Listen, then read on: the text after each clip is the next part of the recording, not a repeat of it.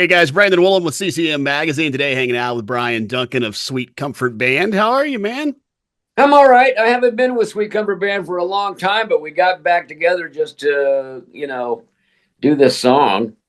Yeah, let's talk about the song "Do I Say Goodbye." It's going to be featured on the upcoming songs inspired by the new Reagan film. Tell us a little bit about the song. Well, I read the script 5 years ago, so I never heard from him. Yeah, we sent him a couple songs. One called "My One Desire," and then I really liked some of the scenes where he rides to the top of the hill on his ranch, and there's one point where he's facing Alzheimer's at the end, and I kind of it resonated with me because my dad had it, and so I was aware of how you just kind of gradually disappear. So anyway, he just had the courage to at the end of the movie he's told that he can't ride anymore because this is doing the one thing that you love, and I kind of know what that's like because I'm going. We always think we're going to be in the same place all the time, and comes a time in your life where you have to turn the page, and it takes a lot of courage. And I thought it was the perfect thing. It says I've walked a line through love and hate. I've lost the key to pearly gate. When you think you've got everything managed pretty well, and then everything changes. And I just thought it's the perfect song. Do I say goodbye or start where I am? You know, it just seems like every so many years you have to face a new decision about what you're going to do with the rest of your life. And so I think the song was really good. We wrote it and we sent it to him. Never heard from him. It was like 5 years goes by, and then I saw an advertisement on TV for the movie, and I'm going, well, I guess they didn't use my song because hadn't heard from anybody. And then I get a call a week later that they wanted to put it on the soundtrack, songs inspired by the movie. And I get it. They used some great songs in the movie that were recognizable, songs that everybody would know. So it was probably better than having a song that you'd never heard of, or from a group that unless you're in the Christian music world, you would have never heard of. So, so we're honored to be in part of it, next to, Bob Dylan and Travis Tritt and Gene Simmons. I don't remember who else was in that, but I'm going, wow, we're in a cacophony of interesting names. So, were these songs that you wrote here recently, or at least 5 years ago, or did you pull these out of the archives from No, back they when? were five. They were 5 years ago, and they were some of the best songs I can remember writing because I knew I was writing for a movie, and I didn't. You don't think about the edits that you make, because you're singing to mostly a Christian audience, that you edit yourself to make sure that they understand that you're in conjunction with scriptures. But these songs were songs that I wrote from my own perspective and about just how I feel, and I wasn't trying to sell anybody anything. It was just me talking to me, and I think that's what worked about the songs. And we never used them, and of course the band had been disbanded for a while. We got together to do a new album because Kevin Thompson, the bass player, died about, I can't remember how many years ago that was. But, we got together for that reason, to kind of raise some money for his medical stuff.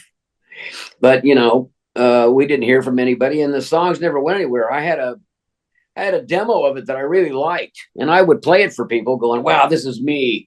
It's like you always have at least one song where you're going, this is me in my prime. It's like, remember that from the Rocky movie? I just carry a picture of me in my wallet now.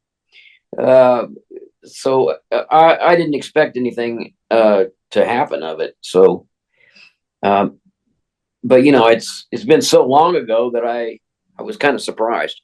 Yeah, take us back to how you even got that script, because the average person doesn't just get a movie script for a film that's planning on being in theaters. So how did you get involved in any of this from the get go? Where did you get the script to finally read it?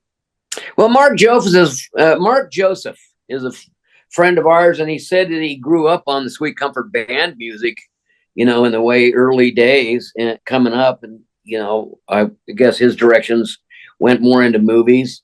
And I've written for some other TV shows and movies, but it's a real litigious neighborhood where everybody wants to get their song on it. So, I mean, I hadn't had a lot of success with it, but he said he wanted me to think about it.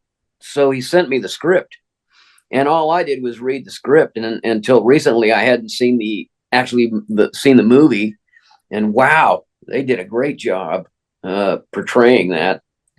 And in fact, I even teared up in several places. Understanding the Alzheimer's decision was, painful for me, because I watched my dad, reach that point too, and face the reality that he's going to lose all of his freedoms at the end of his life. So, I mean, going in the song, there's this one place where I sing up an octave above middle C, full voice. Where do I turn then? When I don't control anything.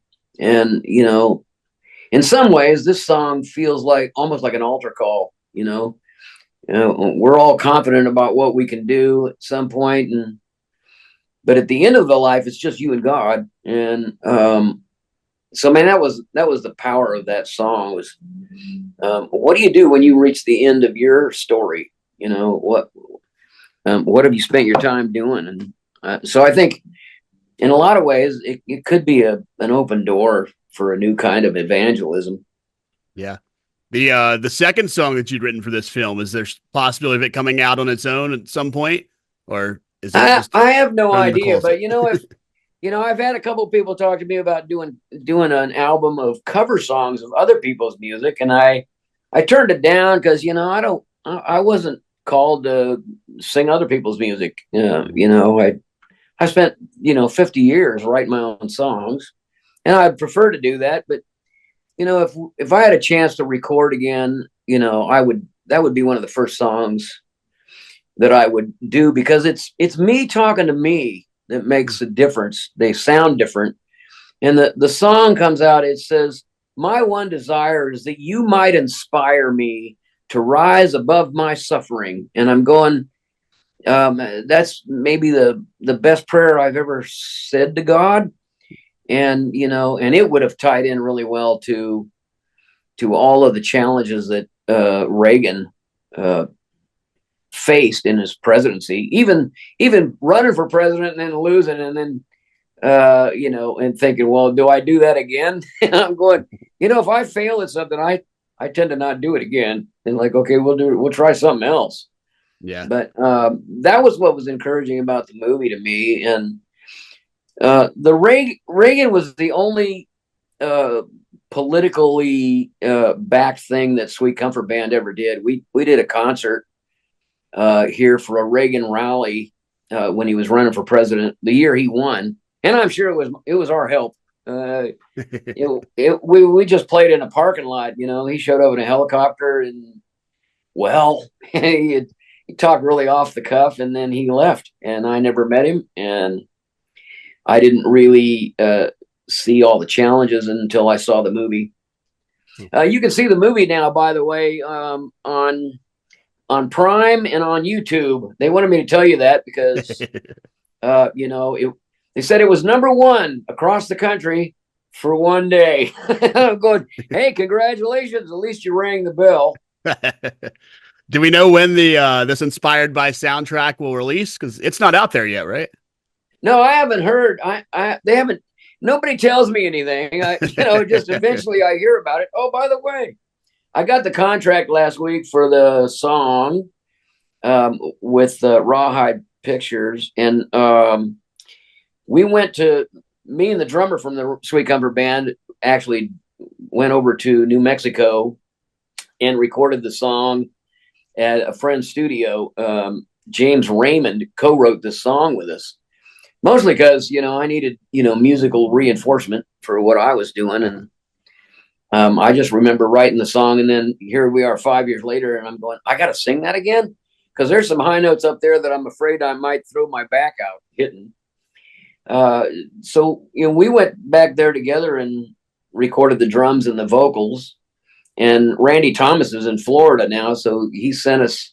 He did the guitar solo stuff and the guitar work from Florida, and just sent it in via email or whatever. Yeah, that's awesome. Well, that we'll get to hear that song sometime soon when the Inspired by the Reagan film soundtrack comes out. The film's out there now, available for digital download, so go find it on whatever provider you want. I'm pretty sure it's on all of them at this point. Good hanging with you today, Bryan.